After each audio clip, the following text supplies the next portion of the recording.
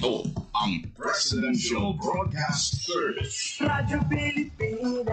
Radyo Publiko ng Bagong Pilipinas para sa Bagong Pilipino. Naghahatid ng mahahalagang balita at impormasyon na guugnay ng pamahalaan sa sambayanan. Tulay sa himpapawid ng serbisyo publiko. Radyo Pilipinas. Radyo Publiko. Ang boses ng Pangulo. Sa Iloilo, Radyo Pilipinas. 585 AM. Ang oras sa Radyo Pilipinas, alas 8:05 sa aga. Nagapanguna nga balita sa syudad, sa mga banwa, sa probinsya sa Iloilo, kagkaingon ng mga probinsya.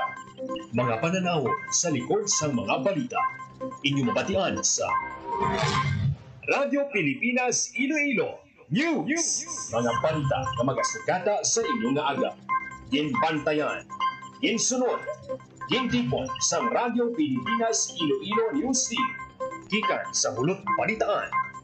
Diretso sa inyong palamatian. Yarian! Radyo Pilipinas Iloilo News!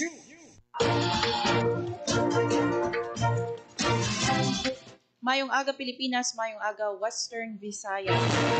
Adlaw sang Sabado, Mayo 3, 2025.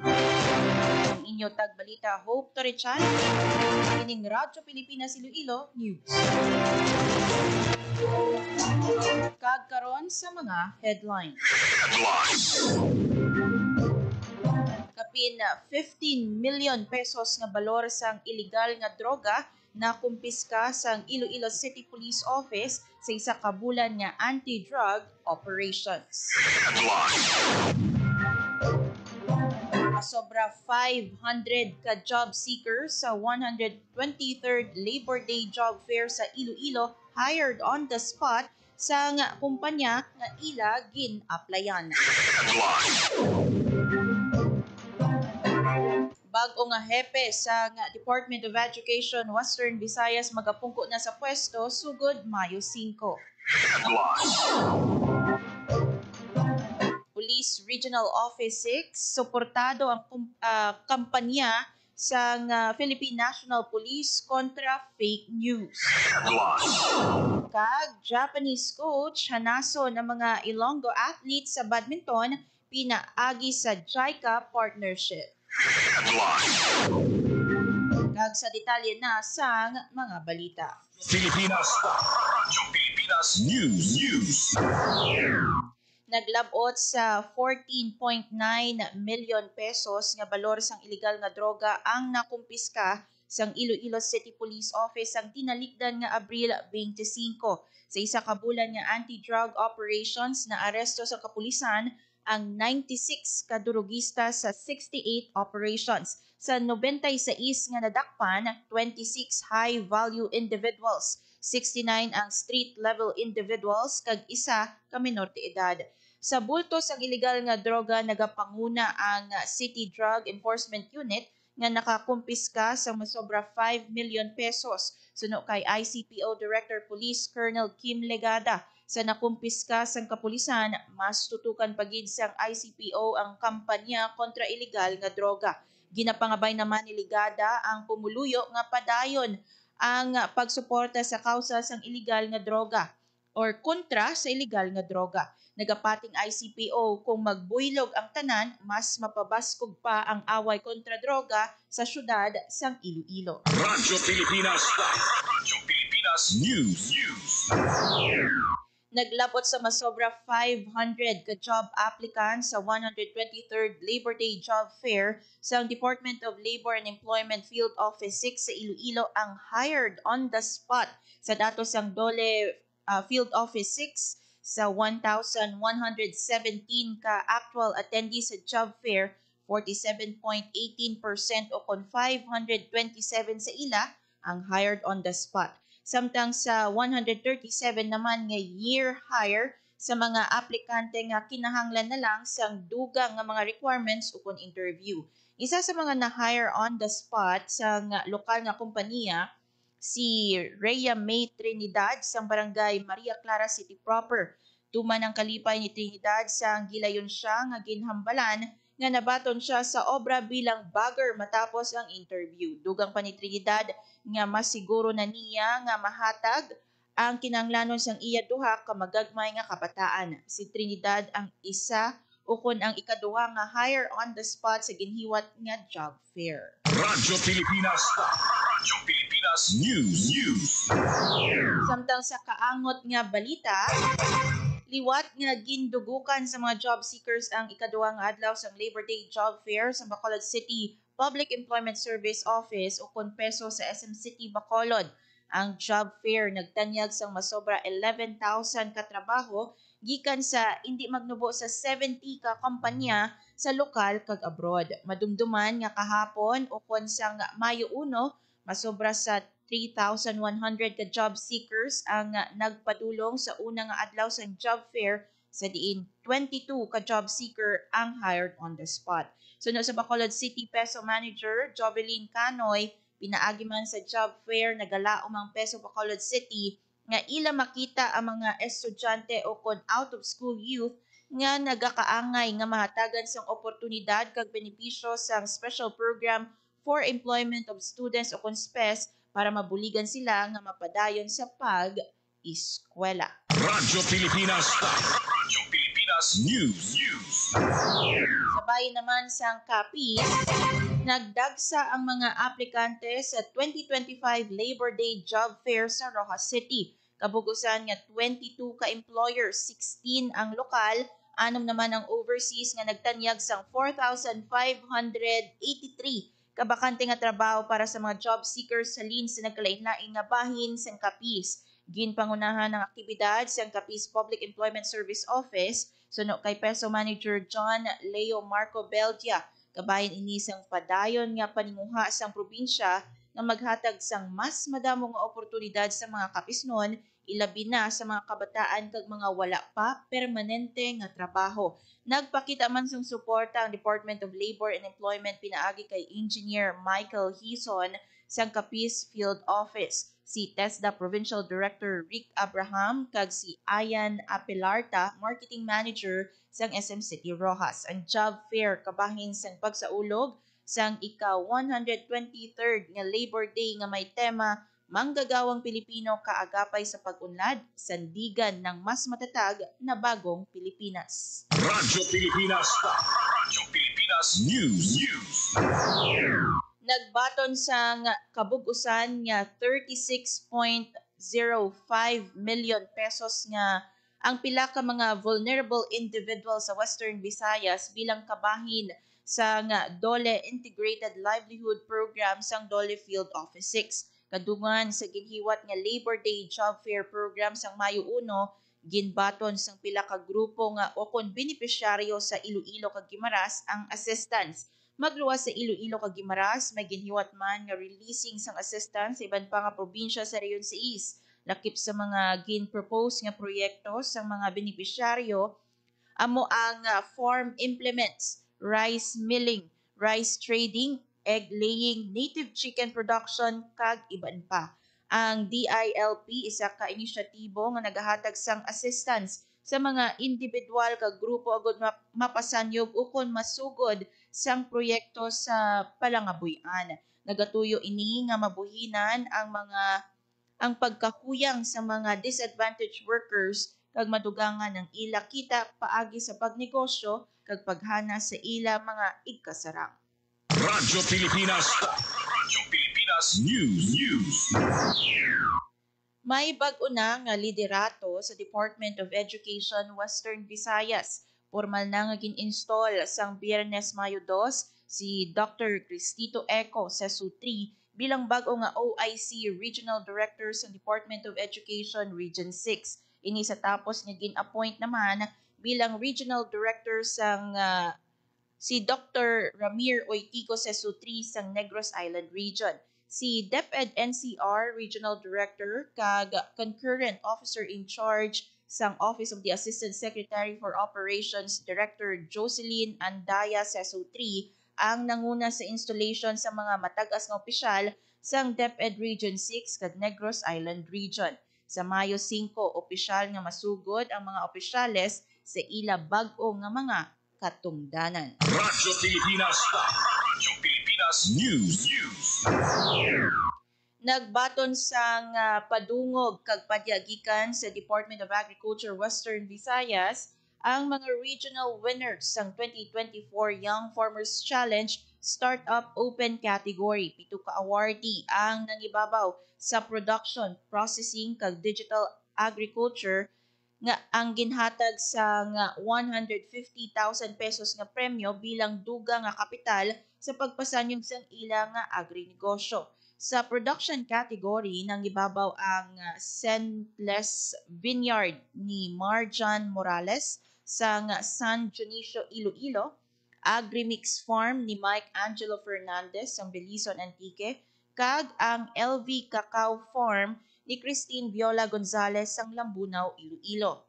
Sa food processing category, nagibabaw ang GL's Agri-Products Manufacturing ni Roel J. Kawayonan sa Pasig City kag Veggie Bites Snack ni Matt Noel Holieza sang San Jose, Antique.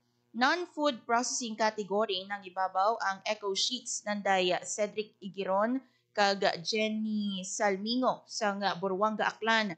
Samtang sa digital agriculture category nang ibabaw ang Real-Time Tech nanday Eric Joshua Castor, Melvin Mark Grandia, Hart Andrew Okina, Riz Ryan Giamay, kag John Arlu Magbanwa sang TUP Visayas sa Negros Occidental. Ang mga regional winners, una nga nagbaton sang 80,000 pesos nga premyo sa provincial level, kag magatiglawas sang rehiyon sa national level, kag may tsansa nga makapauli isang dugang nga 300,000 pesos. Naibaluan nga katuyuan sang Young Farmers Challenge nga maengganyo ang mga pamatan-on nga mag-explore sa mga oportunidad sa agrinegosyo kag agrikultura. Radyo Pilipinas. Radyo Pilipinas News. Ang oras sa Radyo Pilipinas sa alas 8:17 sa aga sa aton nga pagbalik dugang nga balita kag impormasyon, bantayan sa Radyo Pilipinas Iloilo News. Radyo Mangkot-angkotan ni Simo. Ikaw ya si Tol? Si Tol, tanan nag-ubras ang 3 gigs loss ang nagdigat na pandemya. Amon na waay naputol ang tubig, internet, kag kuryente namon. Pero hindi electrician man ako. Ikaw si Tol, how? Si Tol, ang gapangita paagi na makabiyahe man kami mga riders, bisan wala kami plaka, tungod sa iya, waay naguntat ang amon ubra. Pero hindi Hi, ikaw ya si Tol? Si Tol, gindusok niya ang Maritime Zones Act. Tungod sini, waay madula ang atong depensa kag kinamatarong sa West Philippine Sea. Pero hindi Na, hinahanap mo raw ako. Tol, salamat gid kay ginbuligan mo ang mga estudyante para makukuha sang nubo ng internet load. Kung pwede ko magboto, iboto tagid kaya? Promise? Promise! Kay Tol, ang bulig wala untat. Number 61 sa balota, Francis Tol Tolentino, ang Tol ng bawat Pilipino. Nakapunta ka na ba sa Pilgrimage Center ng Cagayan? Halina't maranas na makulay na kasaysayan at mayamang kultura ng PIA. Sa Tourism Road Infrastructure Project ni Pangulong Ferdinand R. Marcos Jr., mas pinadali ang pagpunta sa lalawigan ng PIA at Cagayan dahil sa mas maayos at ligtas na mga kalsada. To boost our tourism industry, we will first and foremost make basic developments, such as road improvements for easier access to tourism spots. Ang Marcos administration ay naglaan ng 15 billion pesos noong nakaraang taon para sa pagpapagawa ng mga daan at tulay na konektado sa mga tourist destinations sa bansa. At yan ay tatagdagan pa ng 6.4 billion pesos ngayong 2025. Maraming mga Pilipino ang mabibigyan ng magandang kabuhayan dahil sa trip, madali at ligtas na biyahe para sa mga turista. Magandang kabuhayan para sa mga lokal na mamamayan sa bagong Pilipinas. Ang oras sa Radyo Pilipinas sa alas 8:19 sa aga. Pilipinas. Radyo Publiko. Radyo Pilipinas. Radyo Pilipinas. Radyo Pilipinas News. May ginpatigayon nga long-term training program ang Department of Agriculture para sa mga farmers kag mushroom growers sa Banwasang Leon kag Tubungan. Suno kay Francis Capino, Mushroom Production Focal Person sang DA6, importante ang pagtudlo kag paghanas agot nga matagan sang proper guidance sa mga manguma sa pagpatubo sa mushroom. Ang shiitake mushrooms ang gin-introduce sang Korean government kag napamatud-an nga maayo ang kalidad kag madamo sang health benefits bagay nga mataas ang demand. Inainganyo sang DA ang mga luyag magpatubo sang mushroom nga magkadto sa West Yark sa Haro, Iloilo City para ila makita ang actual nga mushroom nga ginaproduce kag ma-eksperyensya ang pag-harvest kag pagproseso sang mga produkto. Radyo Pilipinas. Radyo Pilipinas News. Madamo sang dapat ikonsidera sa pagsugod sang mushroom production. Ginpahayag ni Francis Capino, Science Research Specialist 2 sa usapang agrikultura nga ang ipahamtang nga pasilidad ang may gusto nga temperatura, humidity kag light density para mas mangin maayo ang kalidad sang mushroom. Dapat gid nga tagan sang tion mangin passionate kag mas may bastante nga ihibalo sa pagproseso sa mga kinahanglanon nga raw materials. Diri sa Western Visayas madamo sang pwede magamit sa production kasubong sang sodas, uhot kag kahoy. Dugang pa ni Capino dako gid ang oportunidad nga madala sang mushroom production magluwas sa health benefits. Mataas ang demand sa merkado bilang sangkap sa naraysari nga pagkaon kag bisan pa sa paghimo sang bulong. Radyo Pilipinas. Radyo Pilipinas News. Bugos ang suporta sa Police Regional Office 6 sa kampanya sa Philippine National Police kontra fake news. Sa katuyuan sang PNP nga matap na ang fake news sa pungsod, isa ka consultative forum and launching sang joint anti-fake news action ang ginhiwat sa Camp Crame. Ginhatagan ni talupangod ni Presidential Communications Office Secretary J. Ruiz nga isa sa mga resource persons sa forum ang importansya nga matumod ang kinalain sang misinformation sa kamatuoran. Sa pagtapna sa fake news nagapati ang PNP nga dapat magbuligay ang tanan nga sektor sa komunidad. Virtually nga nag-upod ang kapulisan sang Police Regional Office 6 kag Iloilo Police and Defense Press Corps sa aktibidad nga nagpahayag sang ilang commitment sa katuyuan sang PNP nga maduso ang transparency kag accountability sa mga impormasyon nga nagagwa sa publiko. Radyo Pilipinas. Radyo Pilipinas News. 1,045 ka mga inmates magaboto sa nagailapit nga eleksyon suno sa BJMP Iloilo City. Ang detalye sang balita sa report ni Janelle Baclay. Radyo Pilipinas. Radyo Pilipinas. Report. Yara sa masobray sa kalibo ka mga inmates sa Bureau of Jail Management and Technology Iloilo City ang kwalipikado nga makaboto sa nagahilapit ng May 2025 national and local elections. Sa interview sa Radyo Pilipinas Iloilo kay Jail Officer Juan Jeros Labrador, Community Relation Officer sa Iloilo City District Jail Male Dormitory, handa sila sa pagpatigayunan ng eleksyon. Nakapakigsapol naman ang BJMP sa Commission on Election sa maging proseso kag sa pagpatuman sa voters briefing and orientation sa madason nga semana. Dugang pa ni Labrador bukas ang BJMP compound sa mga kandidato nga gusto magpakampanya basta sundon lang ang mga patakaran sa bilangguan. Natapos naman ang training sa gintukod ng Special Electoral Board sa Commission on Election nga among magadumala sang eleksyon sa bilangguan. Para sa Bagong Pilipinas, Janelle Baclay, Radyo Pilipinas, Radyo Publiko. Radyo Pilipinas. Radyo Pilipinas News. Provincial Joint Security Control Center naghiwat sang command conference bilang pagpanghanda sa May 12 elections. Nagabalik si Janelle Baclay para sa report. Radyo Pilipinas. Radyo Pilipinas. Report. Naghiwat sa ikatatlong command conference ang Provincial Joint Security Control Center na ginatapuan sa nagkalain-lain ng mga security agencies. Halin sa Philippine National Police, Armed Forces of the Philippines, kag Philippine Coast Guard, anuman ang mga opisyal sa Commission on Election na preparahan ng naghilapit ng eleksyon. Kaupod ng May City Comelec Election Officer Attorney Pinky Tentativa kag Comelec Province Election Officer Attorney Rainier Laison aywan pa nga election stakeholders gikan sa energy sector. Lakip man sa mga nagtambong tiglawas ng Ileco 1, 2, 3, More Power kag National Grid Corporation na nagpasiguro naman nga tayuyon ang supply sa kuryente sa adlaw sa PDDI. Sa command conference, ginplastar man ang deployment plans kag security personnel, final security plan kag contingency measures para sa eleksyon. Giniwat ng komperensya sa iyong Centennial Resort and Water Park Hotel sa Distrito Sangharo. Para sa Bagong Pilipinas, Janelle Baclay, Radyo Pilipinas, Radyo Publiko. Radyo Pilipinas. Radyo Pilipinas News. Sa probinsya sang Antique, naghiwat sang culminating activity ang Environment and Natural Resources Office Antique kadungan sang pagtakop sang selebrasyon sang Cave Month sang Abril 2025. Ginpadulungan sang opisina ang Ibaklag Cave kag Panalsalan Cave sa banwa sang San Remeo para sa aktibidad.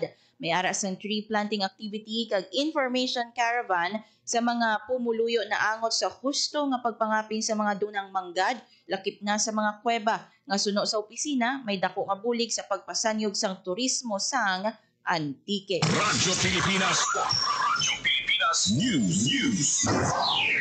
Sa piyak nga bahin sa balita sports, magahanas sa mga local athlete ang badminton coach gikan Japan sandig sa anunsyo sang Iloilo Provincial Government. Ini sa tapos nga maaprubahan ang request sang Iloilo Sports Development and Management Office sa Japan International Cooperation Agency o JICA. Sandig sa agreement, ang JICA ang maabaga sang tululugan sang coach sa sulod sang duha ka tuig. Suno kay Lara Javier, JICA representative, masugod na sila sa pagproseso sang mga kinahanglanon. Agod nga mabuksan naman ang slot para sa mga Japanese coaches nga luyag mag-apply sa Philippine Badminton Training Camp. Samtang pananglit nga ma-deploy, magahiwat naman sang intensive training programs sa mga atleta kag local coaches ang Japanese coach. Katuyoan sini nga mapataas ang kalidad sang paghampang sa badminton sa probinsya sang Iloilo kag ang mahanas ang talento sa mga Ilonggo nga may igkasarang nga magpaindis-indis sa mga mataas nga level. Radyo Pilipinas. Radyo Pilipinas News. Day visitors sang banwa sang Tubungan sa first quarter sang tuig 2025 nagdoble. Para sa detalye, yari ang report. Radyo Pilipinas. Radyo Pilipinas. Report. Nagdoble ang numero sa mga day visitors sa banwa sang Tubungan sa Iloilo sa unang nga quarter sang tuig 2025. Sandig sa datos sang Tubungan Municipal Tourism Office, naglabot sa 12,798 ang day visitors sang banwa halin Enero tubtub Marso sini nga tuig. Mas mataas pinaanggid sa 5,397 nga day visitors sa pareho nga period sang 2024. Suno sa Department of Tourism Western Visayas, ang day visitors sa mga bisita nga naglagaw sa lugar apang wala nag-overnight stay. Lakip sa mga ginpadulungan nga atraksyon sa Tubungan, amo ang view deck sa Barangay Igpaho kag Barangay Igtuble, sa diin igapahamtang man ang proyekto nga tourist rest area sang DOT kag Piazza. Sinilang nga Mayo 1 nagsaulog ang Tubungan sang Tubong-Tubong Festival nga pasundayag sang kasaysayan kag kultura sang Tubungan halin sang nangin isa ka independent nga banwa tubtub sa istorya sang Kristyanismo. Para sa Bagong Pilipinas, Hope Torichante, Radyo Pilipinas, Radyo Publiko. Radyo Pilipinas. Radyo Pilipinas News. Arestado sa Sibalo Municipal Police Station ang top 3 most wanted persons sa Western Visayas sa Barangay Pisanan, Sibalom, Antique. Ang suspect ginkilala nga si alias Peter, 61 years old, kag residente sa Barangay Bontol, Sibalom, Antique. Frustrated murder ang kaso nga ginapangatubang sa suspect. Kaupod sa Sibalom MPS sa operasyon ang Antique Provincial Intelligence Unit, Criminal Investigation and Detection Group, kag First Antique Provincial Mobile Force Company. Radyo Pilipinas. Radyo Pilipinas News. Kag sa katapusan nga balita, may ara sang 12 oras nga power interruption subong nga Sabado, Mayo 3 sa probinsya sang Iloilo sandig sa anunsyo sang National Grid Corporation of the Philippines. Alin alas 2 sa aga tubtob alas 2 sa hapon, wala sang kuryente sa Eleco 2, partikular sa Pototan, Dumangas, Haniway kag Lublub substations. Kag sa Eleco 3 naman sa Natividad kag Banate substations. Sunod sa NGCP, may ara sila sa preventive maintenance sa Dingle padulong sa Natividad 69 kV line. Radyo Pilipinas. Radyo Pilipinas News. Ang oras sa Radyo Pilipinas alas 8:29 sa aga. Radyo Pilipinas. Radyo Pilipinas. Kagamayad tong mga balita nga natipon sang Radyo Pilipinas Iloilo News Team. Pilipinas. magpabilin nga naka-follow sa Radyo Pilipinas Iloilo para updated sa mga hitabo sa Western Visayas.